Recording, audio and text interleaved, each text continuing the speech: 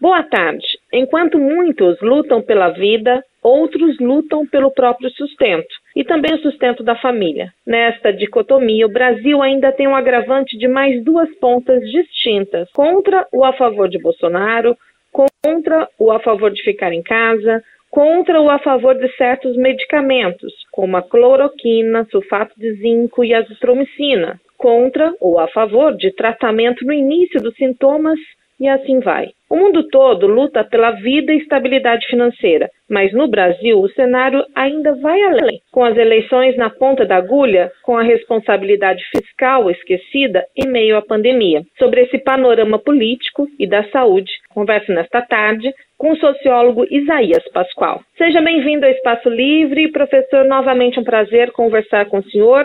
Acho que enquanto apresentava o programa de hoje, o senhor já conseguiu visualizar e analisar tudo. Boa tarde. Boa tarde, Luciana. Boa tarde aos ouvintes da Rádio Difusora. Para mim, mais uma vez, uma satisfação muito grande estar aqui para debater esses assuntos tão importantes que você relacionou agora de início. Professor, um post compartilhado no meu status o fez procurá-lo. O post dizia assim: você já escolheu quem deve morrer da sua família para salvar a economia? E logo que postei no status, o senhor se manifestou sobre esse post. Então, eu me manifestei porque eu vejo assim, nós estamos numa situação no Brasil em que se construiu uma dicotomia, uma divisão de ideia, de pensamento, com a qual eu não concordo muito. Nós estamos numa situação dramática. Como eu já tive a oportunidade de dizer aqui mesmo na Rádio Difusora, eu nunca vivi uma situação assim. Acho que as pessoas que nasceram depois da Segunda Guerra Mundial nunca presenciaram uma situação de paralisia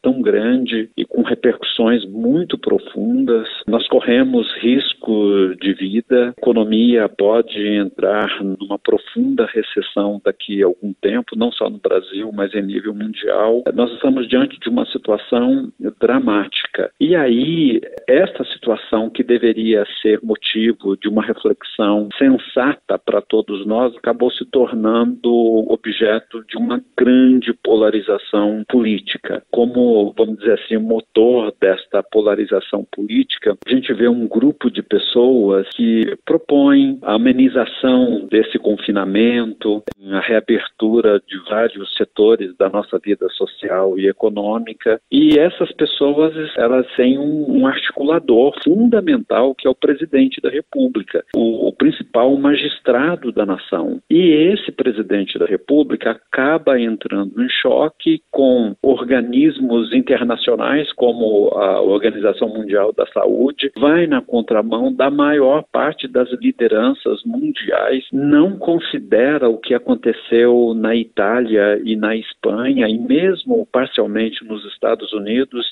que a situação explodiu. E, sobretudo, não considera as ideias do próprio ministro da Saúde, o Henrique Mandetta. Ora, numa situação assim, qualquer opinião sobre se é bom ou não a gente ficar em isolamento ou tomar ou não cloroquina, que não parta de médico ou de gente que estudou essa questão, infectologista, cientista e tudo mais, como é o meu caso, da maior parte dos ouvintes da Rádio Difusora e do presidente da República. O que nós entendemos de medicina? O que nós entendemos de infectologia? Essas opiniões, elas são leigas e eu acho temerário desconsiderar a opinião de especialistas e ir no vamos ver, ir sem a falta de bom senso. Por isso é que eu acho que essa dicotomia ela é falsa. Eu acho que nesse momento a gente tem que ter muita prudência e seguir as opiniões de quem é entendido na área, que são médicos, que são infectologistas e são cientistas. Eu acho temerário, num momento como esse, a gente sair às ruas, a gente partir para aglomeração e, no caso, sobretudo do presidente da República, essa confusão toda que ele está fazendo vai contra o seu próprio ministro da Saúde. Isso me parece uma aberração. Professor, é muito contra e a favor, muita política em época de fragilidade? Olha, na verdade, eu vejo que por trás de todas essas situações existe um cálculo político. Nós sabemos que a base para a popularidade de um presidente da República, seja em qualquer lugar que for, é a sensação de bem-estar econômico. E isso quase sempre elege primeiros ministros onde há parlamentarismo, presidentes da República onde o regime é presidencialista, essa sensação de bem-estar econômico. Quando falta isto, os presidentes ou primeiros ministros se tornam impopulares e o insucesso eleitoral é dado como certo. Para o Bolsonaro, essa âncora é fundamental e ele contava com isso. Esse ano, por exemplo, no final do ano passado, no início desse ano, quando a pandemia estava presente no nosso horizonte, se trabalhava com uma recuperação econômica na casa dos 2%. Quer dizer, isso não vai acontecer. Bolsonaro vê que falta essa âncora econômica para sua popularidade e até para pavimentar o terreno para sua reeleição no ano de 2022.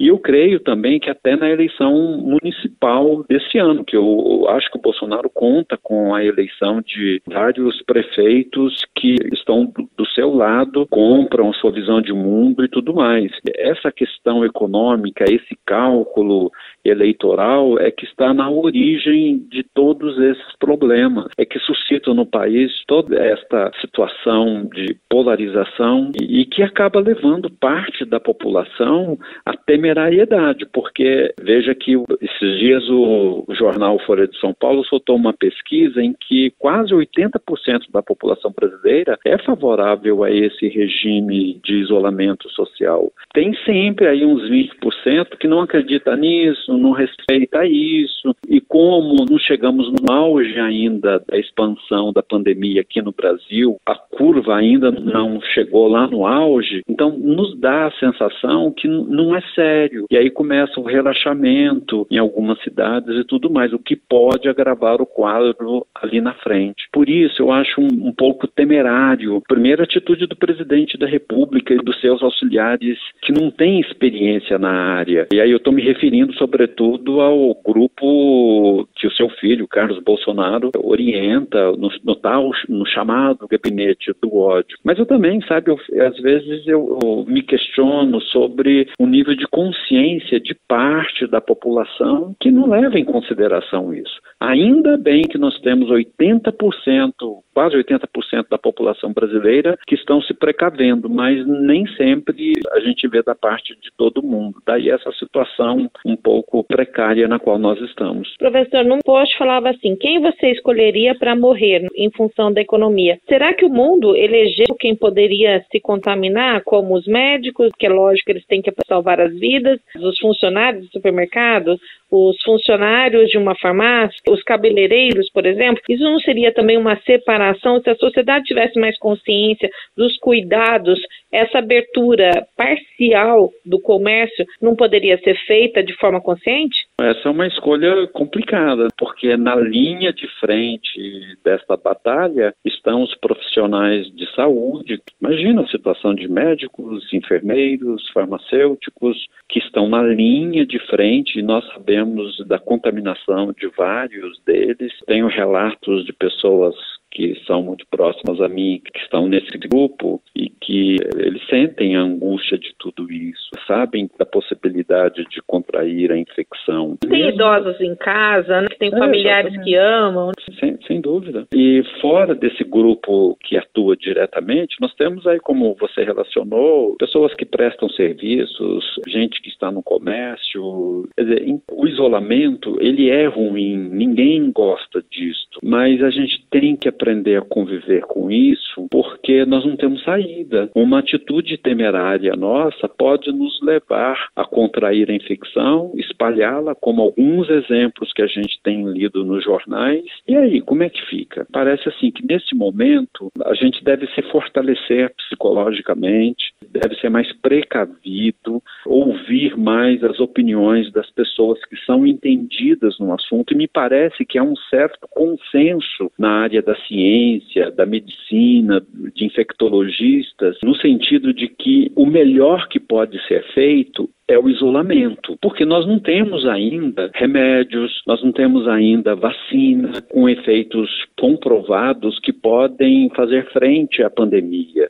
Vacina, nós estamos bem longe disso ainda. E aí, de repente, a gente começa a perceber alguns remédios, no caso, por exemplo, cloroquina, eu acho que é a bola da vez, parece que é um remédio milagroso, e aí pessoas começam a correr a isso, e eu sei, por exemplo, que esse remédio sumiu das prateleiras de várias ele é muito usual na Amazônia, né? Inclusive tem um médico que divulga no YouTube, ele falou que já tomou 70 e poucas vezes porque ele adquiriu malária e ele foi curado de todas elas. Tem médicos relatando em São Paulo que estão usando isso no Albert Einstein, em outros hospitais, e que às vezes eles recomendam até mesmo para a pessoa que toma no início da doença, para que ela seja curada, e essas pessoas estão fazendo tratamento em casa e sendo curadas no início da doença, não no final, como estaria sendo medicado. Então, uma coisa assim que todo mundo fica esperando. Será que isso é verdade, realmente? Quem está falando a verdade? Então, mas nesse caso, o que não pode acontecer é que alguém leigo no assunto, como é o meu caso, da maior parte dos nossos ouvintes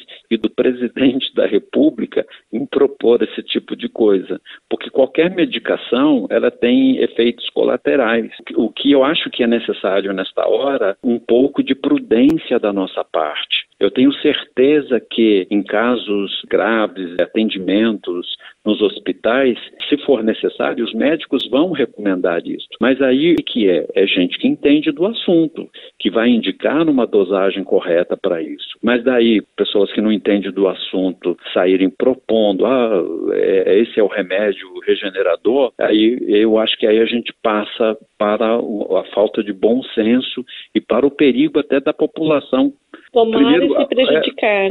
Primeiro de fazer sumir do mercado isso. E aí as pessoas que necessitam do medicamento ficarem sem. E depois ter intoxicação de medicamento. Eu acho assim que momentos como esse a gente tem que ter mais juízo. Acho que está faltando um pouco de juízo para nós. Não há nesse momento, não há uma saída milagrosa para isso. O isolamento social é o melhor remédio. É claro que esses setores essenciais, com os devidos cuidados, eles devem continuar funcionando.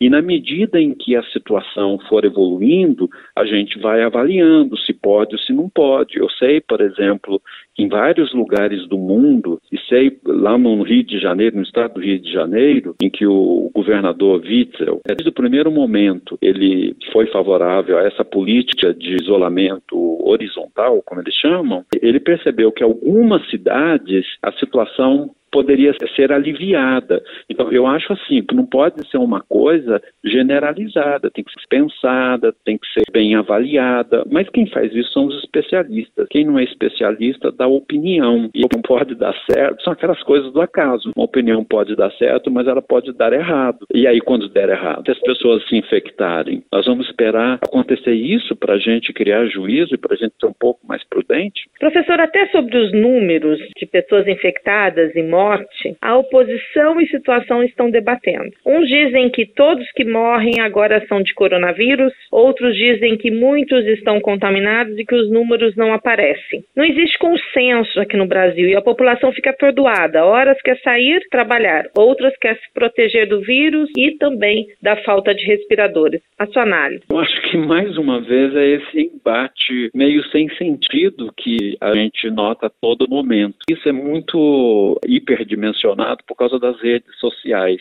A rede social é uma coisa legal, é fruto da tecnologia, mas ela se tornou uma terra sem lei. Às vezes, assim, conversando com colegas ou então com os meus alunos, eu digo assim que as redes sociais parecem o antigo faroeste americano, quando a gente assistia naqueles filmes em que você não tem lei, vale quem sacar o revólver mais rapidamente. Esse é o vitorioso. Hoje, a rede social, ela não faz mais mediação do conhecimento. O conhecimento, antigamente, ele era mais mediado, ele passava por um crivo. Eram as instituições de ensino, os jornais, faziam mais checagem, iam à fonte, procuravam sempre verificar a veracidade ou não das informações. Com o advento das redes sociais, e a gente pode verificar isso nos últimos 20 anos, em que a coisa explodiu, esse tipo de checagem acabou. Eu não sou muito de rede social, não, sabe? Eu não tenho Facebook, não tenho Twitter, isso por opção minha, porque eu acho que isso intoxica demais a gente. Mas eu faço parte de algumas redes de WhatsApp de pessoas muito próximas, familiares, e olha,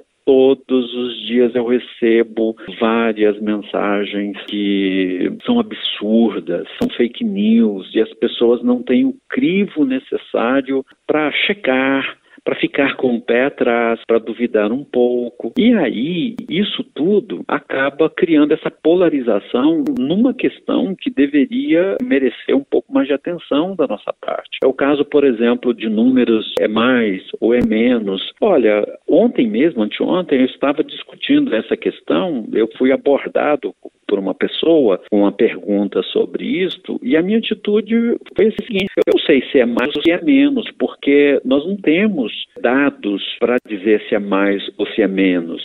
Quem tem dados sobre isto são as organizações oficiais, são secretarias de saúde, o Ministério da Saúde, e enquanto tal, eu, no meu caso específico, eu prefiro acreditar neles, porque são fontes oficiais. Acho que o número for hiperdimensionado ou subdimensionado, para mais ou para menos, eu acho que aí nós temos o trabalho jornalístico, temos depoimentos de pessoas que podem denunciar isso, e aí as pessoas que são entendidas vão atrás. Então, nesse momento, me parece que a atitude mais sensata é acreditar nas secretarias de saúde, até porque eu não vejo razão para elas fazerem manipulação de dados. Eu não tenho evidência disso. Então, no meu caso específico, eu acho que a atitude mais prudente é acreditar no que é veiculado oficialmente. Se há algo que está sendo manipulado, eu acho que isso vai vir à tona. Porque nós temos no Brasil, ainda bem, nós temos jornalistas e um jornalismo muito investigativo. Não é só jornalismo não, mas aqui eu gostaria de enaltecer o papel